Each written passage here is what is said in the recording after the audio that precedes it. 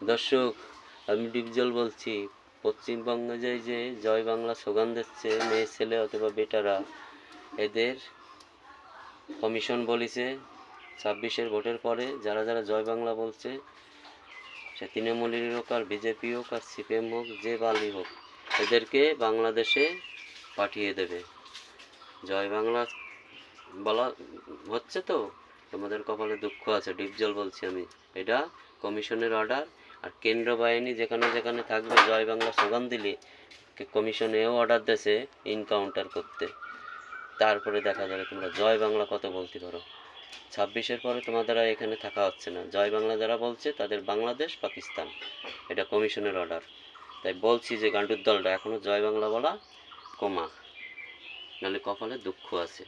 আর যারা জয় বাংলা বলছিস না, এই 26-এর পরে, হ্যাঁ, তোদের মেয়েগুলো সুরক্ষায় থাকবে, এটাও বলছি।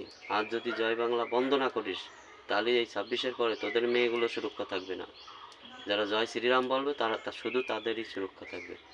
জয় শ্রীরাম, ডিপজল আমি। তাই বলছি জয় বাংলা বলিস না এই দেশে, পাকিস্তান নাহলে বাংলাদেশ। জয় শ্রীরাম।